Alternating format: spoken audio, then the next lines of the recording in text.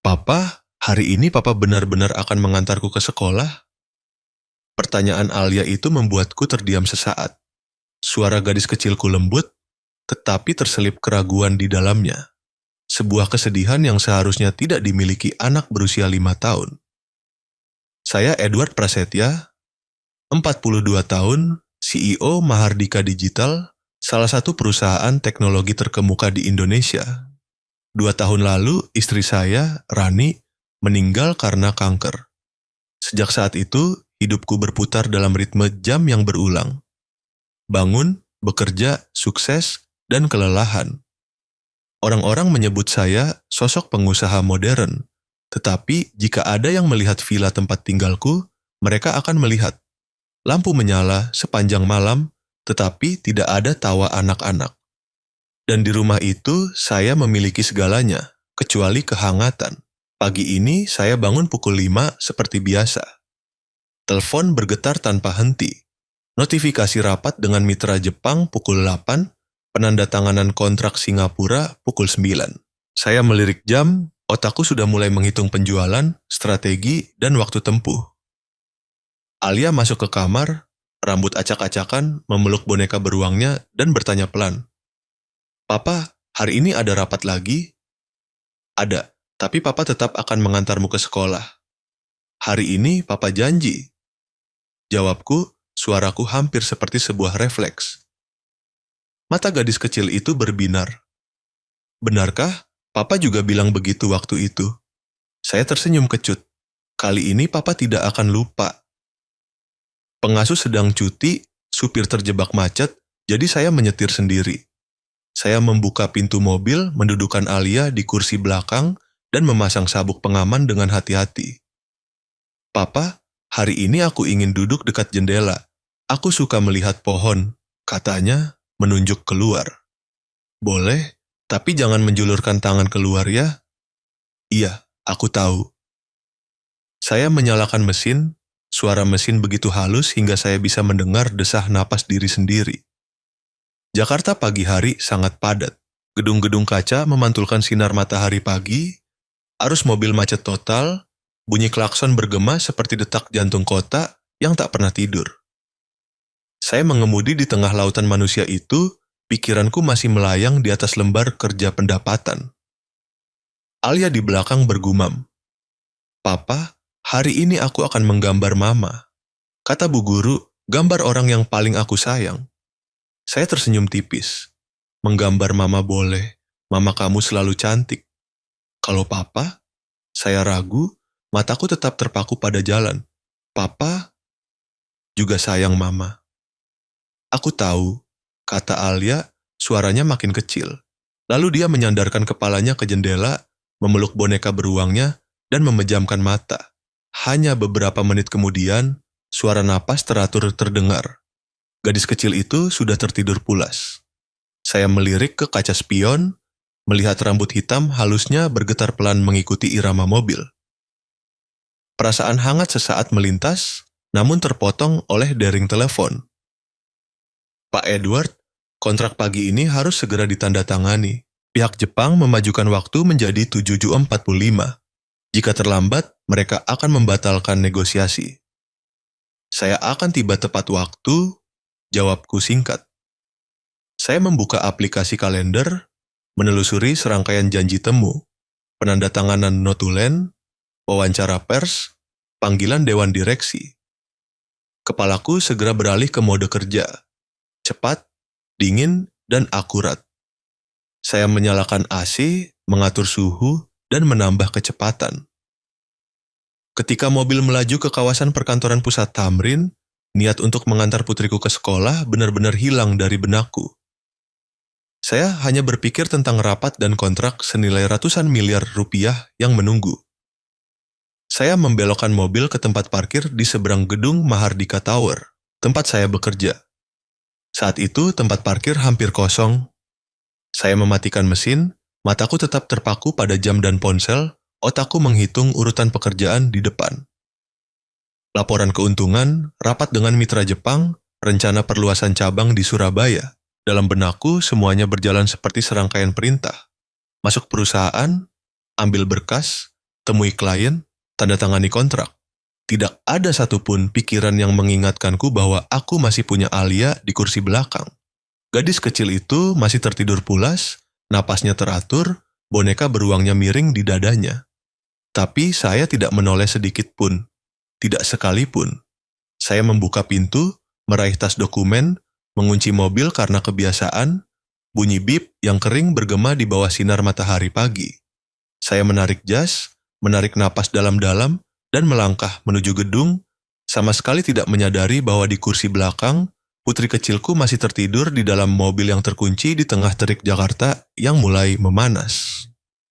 Di dalam lift, saya menjawab 3 panggilan berturut-turut, memperbaiki presentasi, dan menandatangani dokumen lain secara digital. Semuanya berjalan lancar, sempurna. Pukul 7.45, saya sudah berada di ruang rapat. 3 mitra Jepang sudah duduk siap. Sarah, sekretarisku, berbisik. Pak, mereka agak sensitif, ingin melihat perincian anggaran. Saya sudah mencetaknya. Terima kasih, kataku, duduk di kursi utama meja, memulai negosiasi seolah dunia luar tidak ada lagi. Suara proyektor, goresan pena, dan tawa basa-basi berbaur. Saya berbicara tentang visi, tentang strategi, tentang masa depan Mahardika yang cerah. Seluruh ruangan fokus menatapku. Pria sukses, percaya diri yang mengendalikan segalanya dengan satu anggukan. Hanya ada satu hal yang tidak bisa saya kendalikan lagi, hati sanubariku sendiri. Di luar, matahari Jakarta mulai mencurahkan lapisan sinar tebal seperti api. Di dalam sedan hitam, Alia bergerak, dahinya berkeringat. Udara di dalam mobil pekat, kering dan panas. Gadis kecil itu membuka mata, memanggil pelan, "Papa." Tidak ada yang menjawab. Pintu mobil terkunci, tidak ada suara, hanya suara AC yang sudah mati karena mesin berhenti. Alia mencoba mendorong pintu, tetapi pegangannya tidak bergerak. "Papa, aku panas sekali." Napasnya terengah-engah, suaranya makin lirih. Dia menggoyang boneka beruangnya, seolah sedang menggoyang papa dalam mimpinya. Di lantai 30, saya menandatangani kontrak senilai 700 miliar rupiah. Semua orang berdiri bertepuk tangan, berjabat tangan, suara selamat bergema di seluruh ruangan. Sarah tersenyum. "Pak Edward, Anda berhasil lagi melakukan hal yang sepertinya mustahil." Saya mengangguk pelan. "Terima kasih, Sarah. Kita tidak pernah gagal, kan?" Saya memegang cangkir kopi, melihat keluar jendela kaca. Di luar, Jakarta bersinar terang, tempat parkir di kejauhan berkilauan karena pantulan logam. Saya mengerutkan kening. Sepertinya ada sesuatu yang bergerak di dalam diriku, samar, hilang. Perasaan hampa seolah aku melupakan sesuatu yang penting.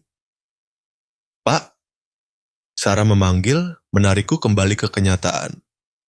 "Ah, tidak apa-apa. Hanya sedikit lelah. Sebaiknya Anda istirahat sebentar. Saya akan mempersiapkan untuk rapat berikutnya." "Baik," kataku menarik napas dalam-dalam.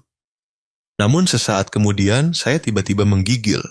Saya melihat jam 9.30. Mataku tanpa sadar tertuju ke jendela.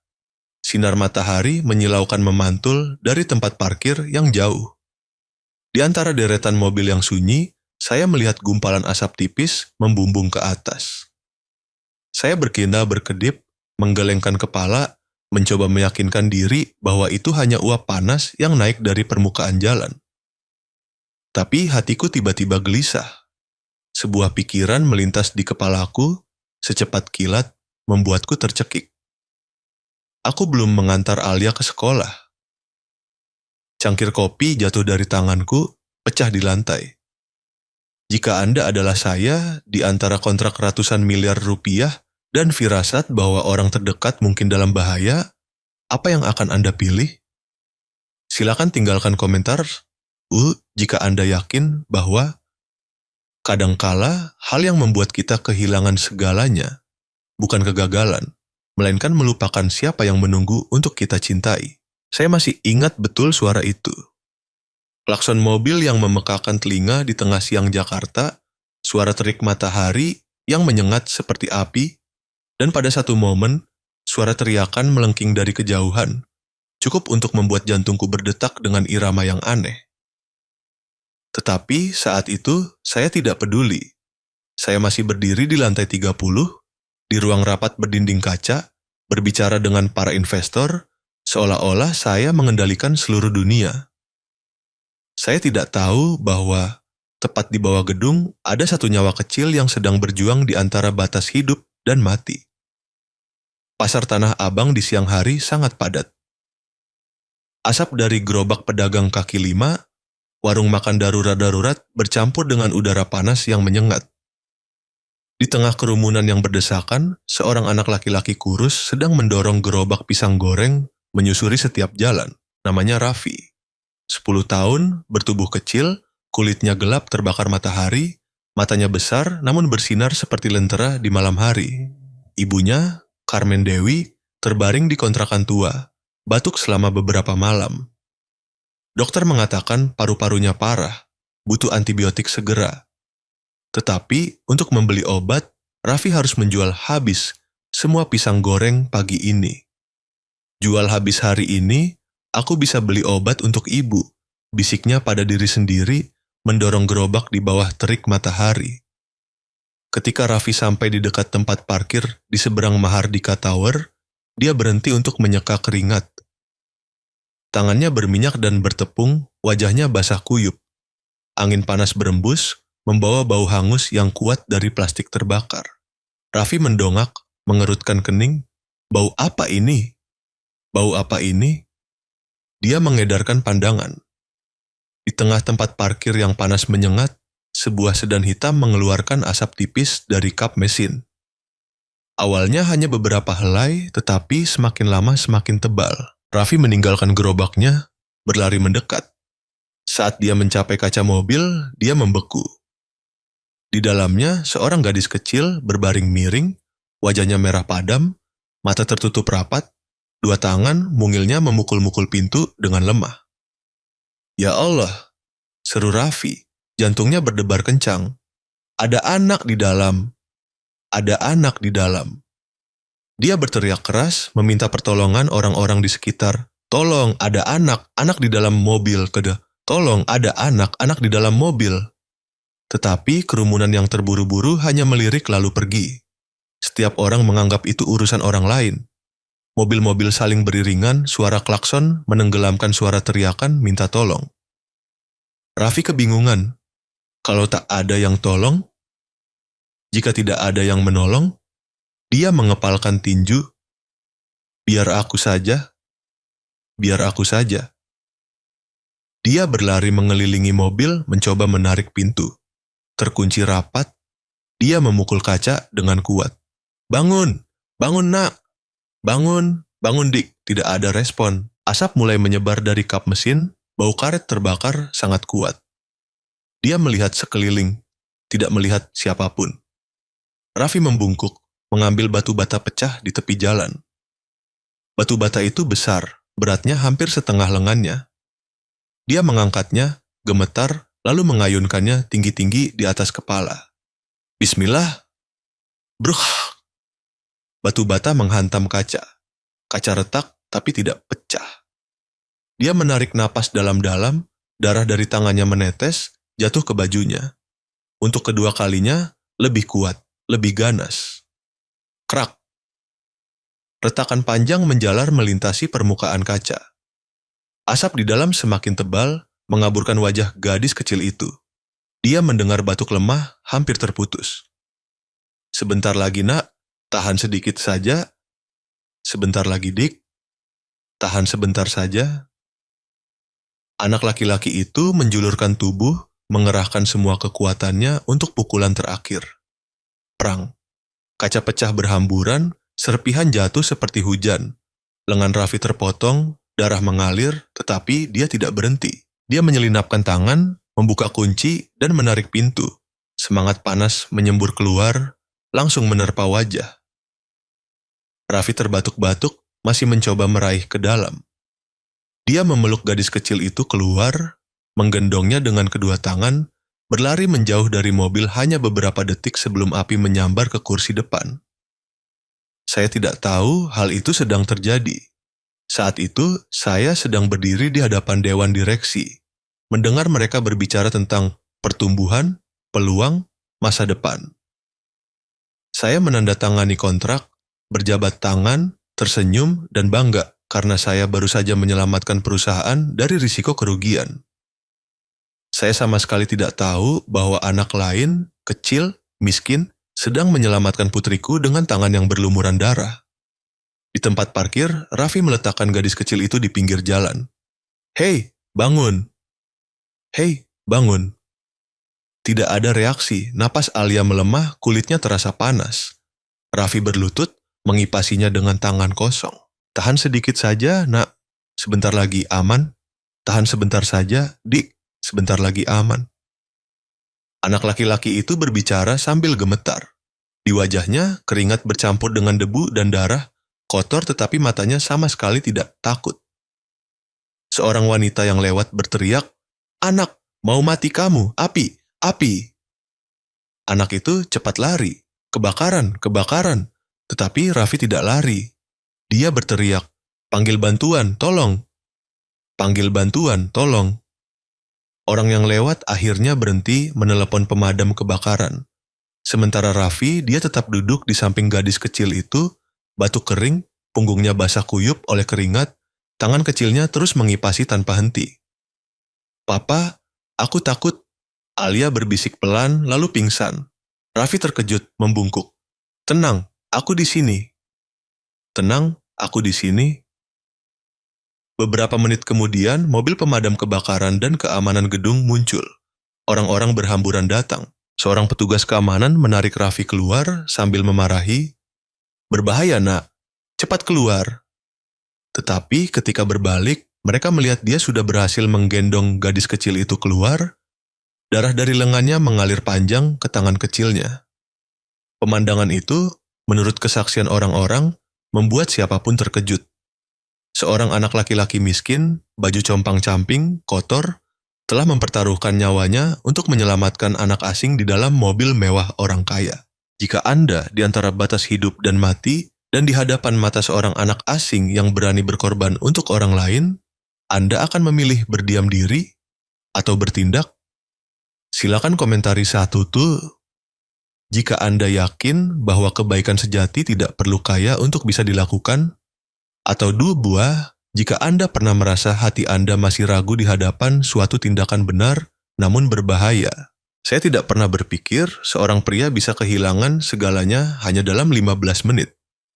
15 menit cukup untuk menandatangani sebuah kontrak, cukup untuk memperoleh posisi, tetapi juga cukup untuk kehilangan nyawa anak sendiri. Rapat dengan mitra Jepang baru saja berakhir dengan tepuk tangan ucapan selamat. Mereka menjabat tanganku, memuji, mengucapkan selamat kepada seorang CEO yang tidak pernah salah. Dan kemudian tepat ketika saya membalas senyuman, sebuah ingatan muncul seperti kilat yang menyambar otakku. Alia, putriku, masih di dalam mobil. Saya berdiri membeku, seluruh dunia terasa berhenti. Suara menghilang, napas tercekat di tenggorokan. Cangkir kopi di tanganku jatuh, pecah berkeping-keping di lantai. "Pak Edward?" Sarah, sekretarisku, cemas. Saya tidak menjawab. Saya berlari keluar dari ruang rapat, berlari seperti orang gila. Suara panggilan di belakangku memudar, hanya menyisakan satu gema di kepala.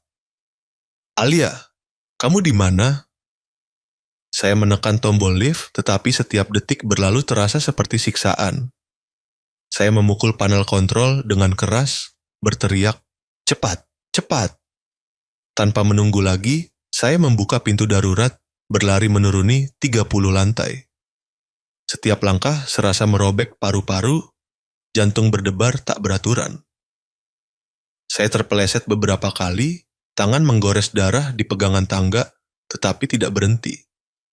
Ketika pintu lantai dasar terbuka, saya melihat kerumunan orang berkumpul di tempat parkir, di mana gumpalan asap hitam mengepul dari sedan hitam, mobilku. Teriakan, suara klakson pemadam kebakaran, suara orang saling memanggil dengan gaduh. Saya menerobos kerumunan, berlari sambil berteriak, "Putriku di mana? Alia, anak yang di dalam mobil itu di mana?" Tidak ada yang menjawab. Semua orang hanya menunjuk ke arah mobil yang terbakar, mata mereka panik. Di tengah gumpalan asap yang pekat, saya melihat pemandangan yang membuat kakiku lemas. Seorang anak laki-laki kurus, baju compang-camping, tangan berlumuran darah, berlutut di samping putriku. Wajahnya kotor, hitam karena asap, tetapi matanya jernih. Sangat aneh hingga membuatku lupa akan kepanikan. Alia terbaring tak bergerak dalam pelukannya, wajahnya merah padam, bibirnya kering, pecah-pecah. Anak laki-laki itu mengguncang bahu gadis kecil itu, gemetar, "Bangun nak, tahan sedikit saja. Bangun dik, tahan sebentar saja." Kalimat itu meskipun terdengar lirih bergema jelas di tengah kekacauan, saya menerjang, berlutut di samping kedua anak itu. "Alia, kamu dengar papa? Sayang, buka matamu." Gadis kecil itu bergerak sedikit, napasnya lemah. "Papa?" Suaranya seperti angin lalu, begitu tipis hingga membuat hatiku tercekat. "Ini papa, sayang, papa, meninggalkanku." Kalimat itu menusuk tepat ke hatiku. Saya tersungkur, memeluk putriku erat-erat, menangis sambil mengulang, "Papa minta maaf, papa ayah yang buruk, papa minta maaf." Untuk pertama kalinya dalam hidupku, saya, Edward Prasetya, berlutut di tengah tempat parkir, di antara asap dan api, di tengah ratusan mata yang mengawasi. Tidak ada yang mengajariku cara menjadi seorang ayah, tetapi saat itu saya mengerti. Kesuksesan tidak berarti apa-apa jika seseorang tidak tahu cara menjaga orang-orang yang dicintai. Anak laki-laki di sampingku, Raffi, menatapku tanpa bicara. Tangan kecilnya berdarah, penuh sayatan kaca. Saya melihat dia dengan lembut menyeka air mata lalu terhuyung-huyung, pingsan tepat di samping Alia. Petugas keamanan bergegas datang, menopangnya. Saya berteriak, "Jangan sentuh anak itu, bawa dia ke ambulans juga, dia yang menyelamatkan putriku." Mobil pemadam kebakaran baru saja tiba. Mereka menyemprotkan busa putih ke mobil yang terbakar. Pemandangan itu memudar di balik air dan asap, hanya menyisakan dua anak, satu pingsan, satu megap-megap, terbaring di tangan orang-orang dewasa yang panik. Saya berlari mengikuti, tidak peduli apapun. Rasa bersalah mencekik dada. Semua suara terasa asing.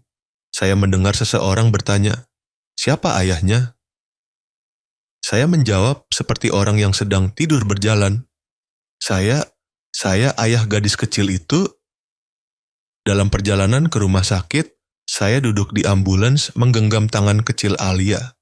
Napasnya lemah, wajahnya pucat. "Ini papa, sayang, kamu tidak apa-apa lagi?" Kataku, suaraku bergetar. Gadis kecil itu mengerutkan kening sedikit. Saya menyadari tanganku sendiri dingin membeku. Anak laki-laki itu duduk di ambulan di belakang. Melalui jendela kaca, saya melihat lengannya dibalut perban sementara, kepalanya tertunduk. Seorang perawat berbisik, "Anak itu sangat berani. Jika terlambat sedikit lagi, gadis kecil itu tidak akan selamat." Saya memejamkan mata. Air mata mengalir deras. Seorang anak berusia 10 tahun telah melakukan apa yang tidak bisa dilakukan oleh seorang ayah seperti saya. Ketika mobil berbelok memasuki rumah sakit, pemandangan kerumunan, suara siren dan suara panggilan darurat berpadu menjadi musik yang kacau. Saya tetap memegang tangan putriku, merasakan setiap detak kecil di pergelangan tangannya. Dokter berlari memberikan napas buatan kepada Alia, lalu dengan cepat membawanya ke ruang gawat darurat. Saya berdiri di luar, gemetar, tubuhku dipenuhi debu dan keringat. Seorang perawat bertanya, "Anda perlu diperban?" Saya menggelengkan kepala. "Tidak. Saya hanya perlu putriku hidup." Saat itu saya baru menyadari betapa kecil dan tidak bergunanya diri ini. Ketika duduk menunggu, saya melihat tanganku gemetar hebat. Di sana masih ada sedikit darah. Darah Raffi, anak laki-laki yang menyelamatkan putriku. Saya bertanya kepada staf rumah sakit. Anak laki-laki itu di mana? Anak yang terluka itu di mana? Sedang di ruang gawat darurat kecil. Tangan robek kehilangan banyak darah. Saya melangkah mendekat, hatiku teriris. Melalui bingkai pintu, saya melihat anak laki-laki itu terbaring diam, tangan dibalut perban, wajahnya masih berdebu. Di sampingnya ada sekantong pisang goreng, sudah dingin, hancur berantakan. Saya bertanya pelan, siapa nama anak itu? Raffi, Pak. 10 tahun. Saya terdiam. Raffi. Sebuah nama sederhana, tetapi mulai sekarang akan terukir di hatiku seperti bekas luka yang tidak akan pernah pudar. Malam itu, saya duduk sendirian di koridor rumah sakit, kepala bersandar di dinding, mendengarkan suara langkah dokter yang dingin. Cahaya lampu neon memantulkan wajahku, cekung, lelah, dan penuh penyesalan. Untuk pertama kalinya, saya melihat dengan jelas jarak antara sukses dan kesadaran hanya dipisahkan oleh satu napas. Dan kadangkala, yang membangunkan kita bukan seorang penasihat, bukan mitra, tetapi seorang anak miskin, yang tidak tahu apa-apa tentang ketenaran. Hanya tahu bertindak karena kebaikan hati. Jika Anda masih meragukan bahwa ada takdir yang telah ditentukan dalam hidup, momen-momen yang terasa, kebetulan tetapi menyelamatkan seluruh jiwa, cobalah mencari cerita lain di kanal saya. Mungkin di sanalah Anda akan melihat tangan tak terlihat yang mengatur segalanya agar kita belajar lagi cara menjadi manusia. Ketika cahaya menyinari melalui kaca pintu, saya melihat bayangan dokter keluar. Kedua anak itu telah melewati masa kritis, katanya. Saya menundukkan kepala, menangis, air mata mengalir tak tertahankan. Namun saya belum tahu, itu baru permulaan dari lingkaran takdir yang telah diatur Tuhan. Orang bilang, ada utang yang tidak pernah tercatat di buku, tetapi terukir dalam takdir. Saya dulu tidak percaya hal itu, sampai hari saya bertemu lagi dengan Carmen Dewi. Wanita yang saya kira telah hilang dari hidupku selamanya. 2 hari setelah kebakaran, Alia sadar kembali. Dokter memastikan dia tidak lagi dalam bahaya, hanya perlu dipantau beberapa hari lagi. Saya hampir tidak pernah meninggalkan kamar. Setiap kali gadis kecil itu bergerak sedikit, saya merasa tenggorokanku tercekat. Ketika dokter pergi, saya bertanya, bagaimana dengan anak laki-laki itu yang menyelamatkan putriku? Perawat itu tersenyum lembut. Anak itu hanya mengalami beberapa luka di tangan, tetapi kehilangan cukup banyak darah. Dia sedang dirawat di ruang pemulihan sementara. Bisakah saya bertemu dengannya? Bisa, tapi anak itu sedikit lemah. Dan dia ragu-ragu. Dia menolak menerima bantuan apapun. Meskipun rumah sakit membebaskan biaya perawatan, dia tetap mengkhawatirkan ibunya di rumah. Saya terdiam. Kadangkala, hanya satu kalimat saja sudah cukup membuat orang dewasa harus menundukkan kepala karena malu. Ketika saya melangkah masuk ke kamar, Raffi sedang duduk di ranjang rumah sakit, tangannya dibalut perban putih, matanya menatap keluar jendela. Melihatku, dia gelagapan dan mencoba berdiri. Pak, saya tidak apa-apa. Saya ingin pulang. Dokter bilang kamu perlu istirahat lagi. Tidak bisa, ibu sedang sakit. Saya harus pulang. Kamu tidak perlu khawatir, Papa Alia akan membantu. Dia menggelengkan kepala, tatapannya tetap teguh, meskipun tubuhnya kurus. Saya menyelamatkan bukan karena uang, Pak. Saya hanya ingin ibu saya sembuh. Kalimat itu lembut namun cukup berat hingga aku merasa hatiku seperti diremas. Saya yang baru saja menandatangani kontrak bernilai ratusan miliar rupiah, tidak tahu harus berbuat apa di hadapan harga diri seorang anak berusia 10 tahun. Saya mencoba tersenyum, meletakkan tangan di bahunya. Nama kamu Raffi, kan? Iya, terima kasih. Berkat kamu, Papa Alia masih punya kesempatan untuk memperbaiki diri. Raffi hanya menunduk, tidak berbicara. Saya melihat ke bawah, pada tangan kecilnya, penuh goresan, tetapi tangan itulah yang mengangkat putriku dari kobaran api, tempat yang justru saya tinggalkan. Saya meninggalkan rumah sakit hari itu dengan satu tekad, harus bertemu Ibu Raffi. Saya meminta Sarah, sekretaris pribadiku, untuk mencari alamat rumahnya. Belum sampai 1 jam, dia memberiku selembar kertas bertuliskan tangan. Tanah Abang, Gang 7, Rumah Kos nomor 5 Bebes. Tidak mudah ditemukan, Pak. Jakarta sore hari terasa terik, gang-gang sempit berliku seperti labirin. Mobil mewahku menarik perhatian semua orang di sekitar. Saya turun dari mobil, berjalan kaki masuk ke dalam. Bau apek, asap dapur, dan suara batuk bercampur di udara. Anak-anak bermain di tanah, orang dewasa duduk bersandar di dinding. Saya bertanya pada seorang ibu pedagang kaki lima. Ibu, di sini ada rumah yang namanya Carmen Dewi? Dia menunjuk, kamar paling ujung, pintu kayu lama dicat biru. Saya mengetuk pintu. Tidak ada jawaban. Saya mengetuk sekali lagi. Sebuah suara lemah terdengar. Siapa? Saya, Edward Prasetya. Saya datang menjenguk Raffi. Pintu terbuka, bau obat batuk bercampur dengan udara lembab menyergap keluar. Cahaya di dalam kamar redup, tetapi cukup bagiku untuk melihat seorang wanita terbaring di atas ranjang besi tua, tubuhnya kurus, wajahnya pucat, rambutnya mulai memutih. Saya berdiri terpaku.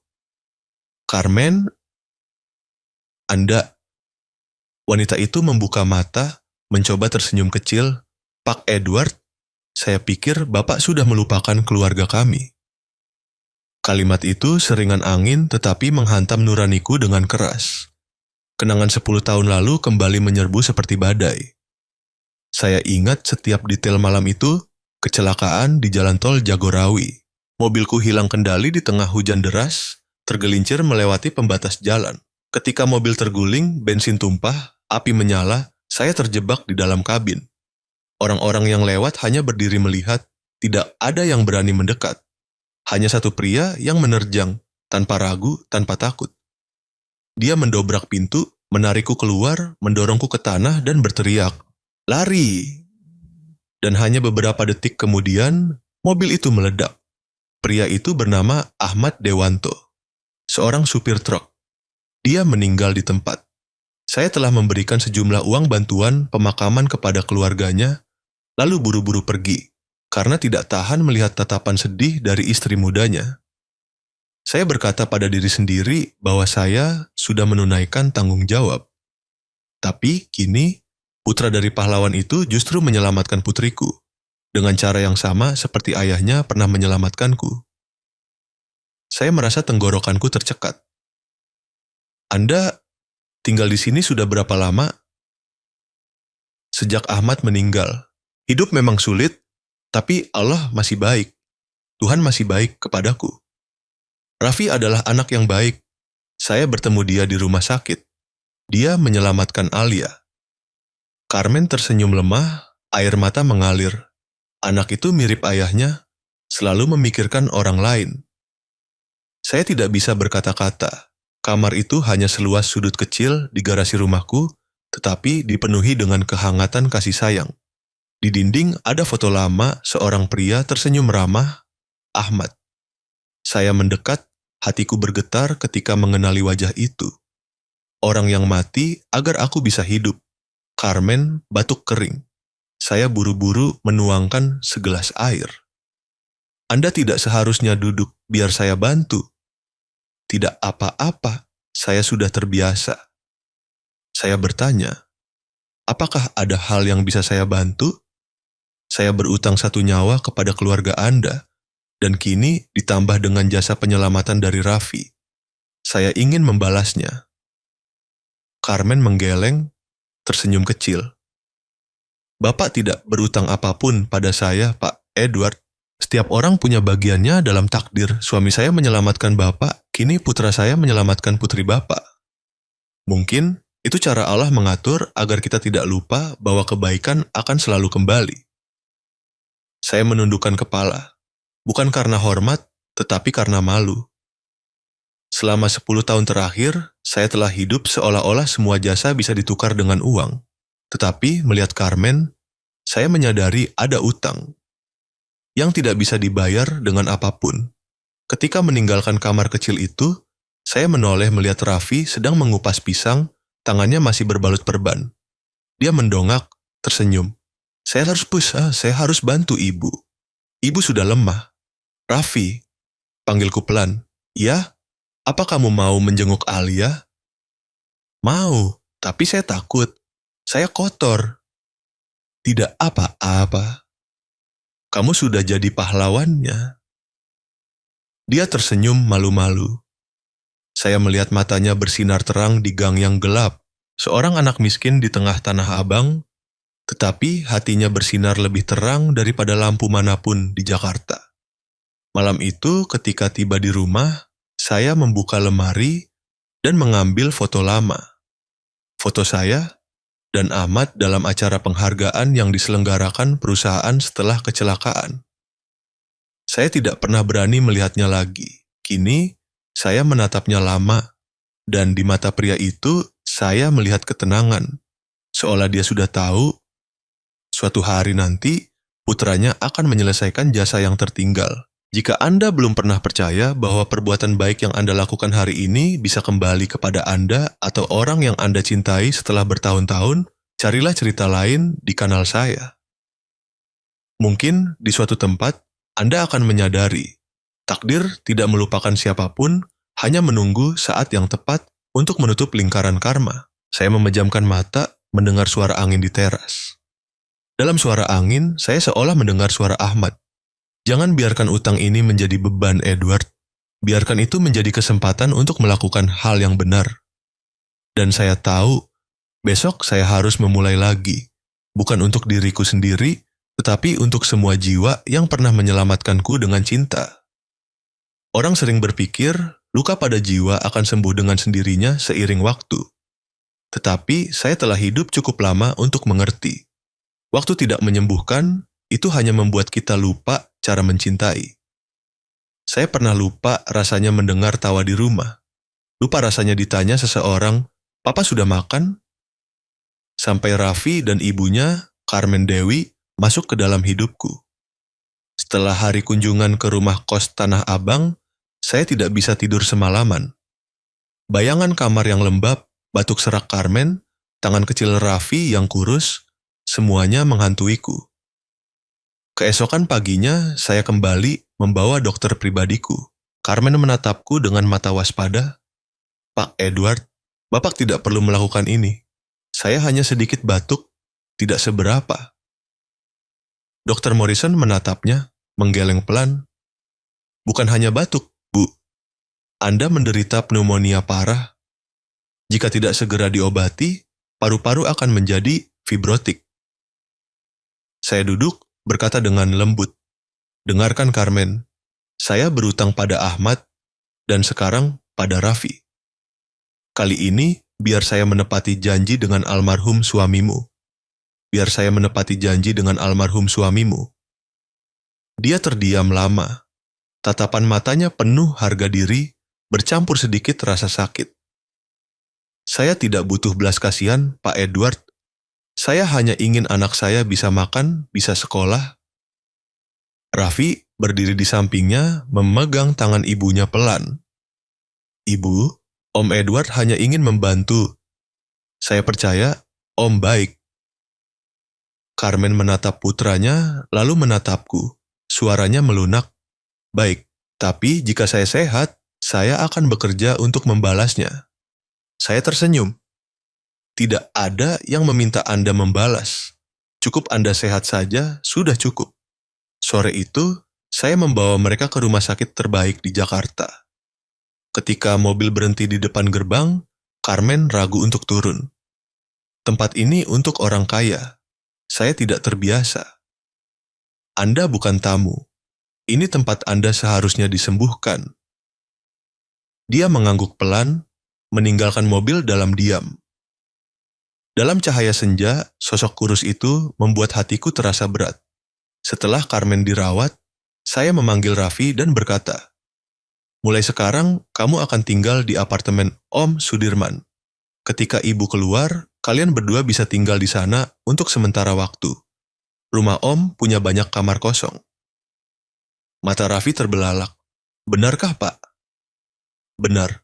Alia akan sangat senang punya teman. Anak itu menunduk, suaranya tercekat.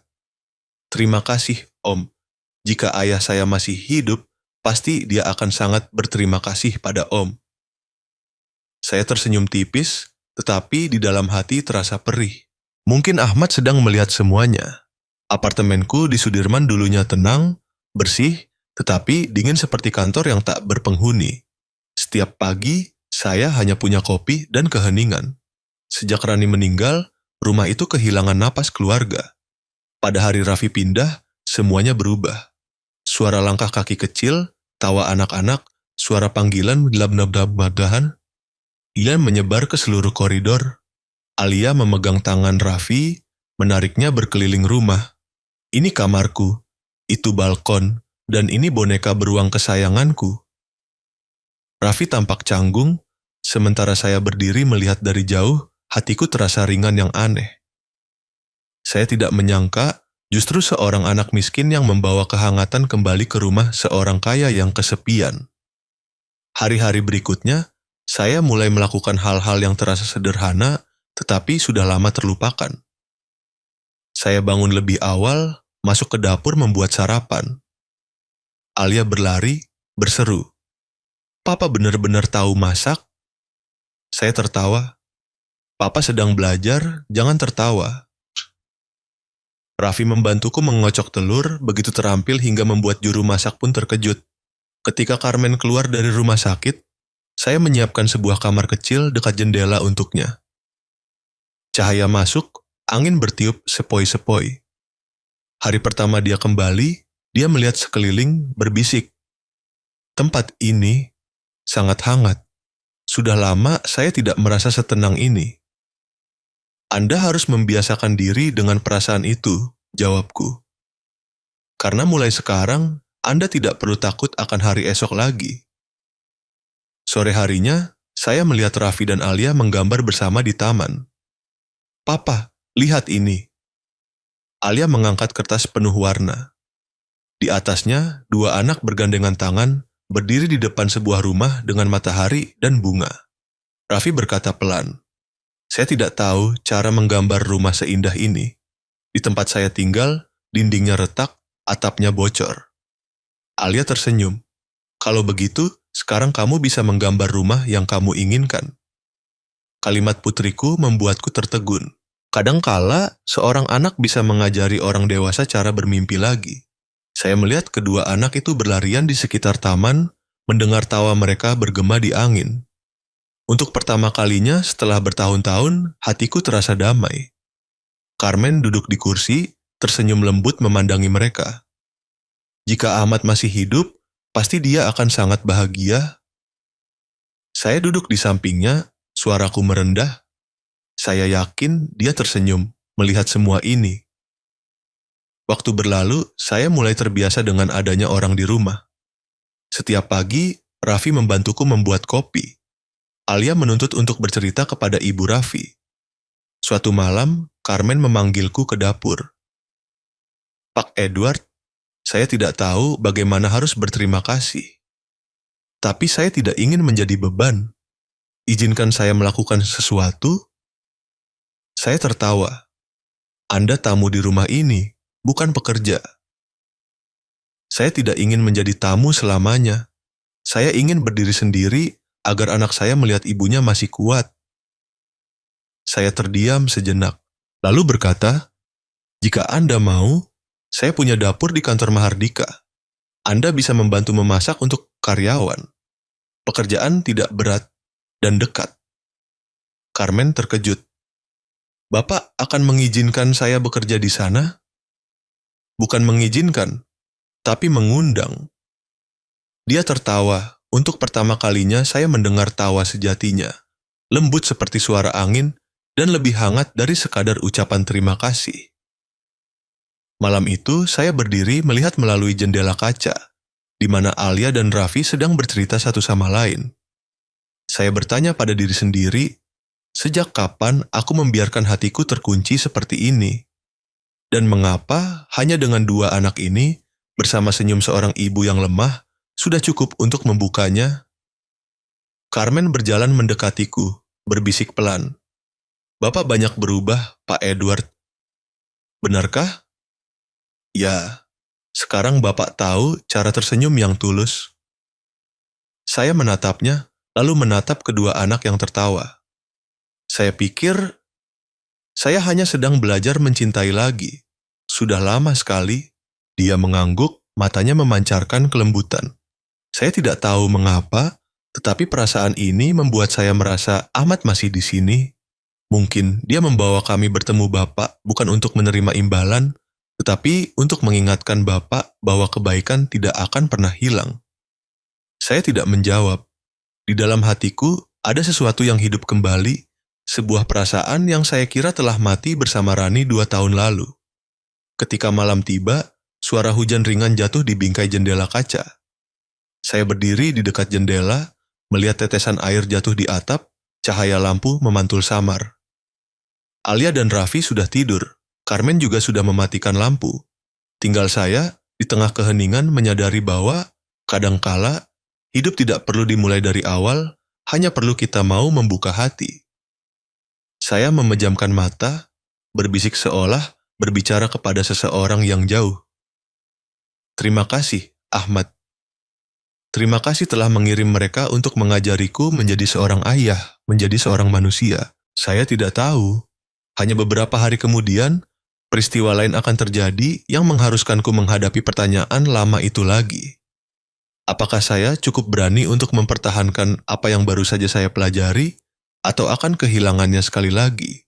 Orang sering berkata, waktu akan membuat manusia melupakan segalanya. Tetapi saya justru menyadari, waktu tidak menghapus apapun, itu hanya membuat kita melihat kembali dengan tatapan yang berbeda, lebih dalam, lebih welas asih. 1 tahun berlalu sejak hari Raffi menyelamatkan putriku. 1 tahun sejak apartemenku yang dingin berubah menjadi tempat yang dipenuhi tawa anak-anak. Dan juga 1 tahun sejak saya, seseorang yang dulu hidup demi uang, demi kehormatan, belajar hidup demi rasa syukur. Sore ini, Jakarta bersinar terang dalam cahaya matahari terbenam. Gedung Mahardika Tower, tempat yang pernah menyaksikan dosa terbesar dalam hidupku, kini dihiasi secara sederhana dengan bendera, balon, dan sebuah papan besar. Peluncuran Dewanto Foundation untuk masa depan anak Indonesia. Saya berdiri di belakang panggung, menarik napas dalam-dalam. Tanganku sedikit gemetar, tetapi bukan karena gugup, melainkan karena haru. Saya ingat setiap detik ketika saya berlutut di tengah kobaran api tahun itu, ingat tatapan mata Raffi ketika anak itu berkata, "Saya menyelamatkan bukan karena uang, Pak. Saya hanya ingin ibu saya sembuh." Saya berutang pada mereka, Carmen dan putranya, bukan hanya nyawa putriku, tetapi seluruh jiwaku. Aula penuh sesak. Karyawan, teman-teman, pers, dan banyak anak dari seluruh Jakarta. Di barisan depan, Carmen duduk bersama Raffi dan Alia. Carmen mengenakan kemeja panjang beige sederhana. Wajahnya ramah, matanya bersinar lebih terang dari sebelumnya.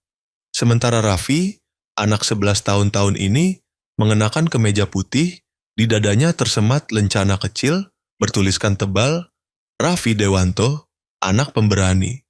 Anak pemberani. Anak itu tersenyum ketika melihatku. Senyum yang begitu tulus hingga membuat hatiku tersentuh. Sarah, sekretarisku, mendekat dan berbisik. "Pak, semuanya sudah siap. Pers, televisi, semua menunggu Anda." Saya mengangguk. "Terima kasih, Sarah." Tapi hari ini, saya tidak berbicara sebagai CEO. Saya hanya berbicara sebagai seseorang yang pernah diselamatkan. Ketika melangkah ke atas panggung, lampu menyorot langsung ke arahku, tetapi hal yang membuat mataku berkaca-kaca bukanlah cahaya, melainkan kenangan. Saya mulai perlahan, setiap kata seolah keluar dari hati. Hadirin sekalian, mungkin banyak dari Anda hanya mengenal saya sebagai Edward Prasetya, CEO Mahardika Digital. Tetapi sangat sedikit yang tahu bahwa saya juga pernah menjadi orang yang membawa utang yang tak terbayar. Utang hati. Seluruh ruangan hening. Saya melihat ke bawah, melihat Raffi duduk tepat di barisan depan, matanya mengikuti, sangat alami, seolah dia sedang mendengarkan cerita biasa, bukan ceritanya sendiri. Saya melanjutkan. 10 tahun lalu, ada seorang pria bernama Ahmad Dewanto mempertaruhkan nyawanya menyelamatkan saya dalam sebuah kecelakaan. Dia meninggal agar saya bisa hidup. Saya membalas budi kepada keluarganya dengan uang, dengan materi, dan berpikir itu sudah cukup. Suaraku tercekat ketika sampai di sini. Saya berhenti sebentar, menatap lurus ke arah Carmen. Namun kemudian, justru putra dari pria itu, Raffi, yang menyelamatkan putriku dari mobil yang terbakar, sementara saya berada di ruang rapat, tenggelam dalam uang dan ketenaran. Udara di aula seolah membeku. Saya mendengar desah napas pelan, suara seseorang terisak. Hari itu, saya menyadari satu hal. Ada utang yang tidak bisa dibayar dengan uang, dengan hadiah, atau dengan jabatan. Utang itu hanya bisa dibayar dengan rasa kemanusiaan. Saya menarik napas dalam-dalam, berusaha tetap tenang. Dewanto Foundation didirikan untuk memberikan beasiswa kepada anak-anak miskin di Indonesia. Anak-anak seperti Raffi, hati yang murni yang mengajariku bahwa kebaikan tidak memiliki harga, tetapi tak ternilai. Seluruh aula dipenuhi tepuk tangan, tetapi di tengah kebisingan itu, saya tetap hanya mendengar satu hal, detak jantungku sendiri.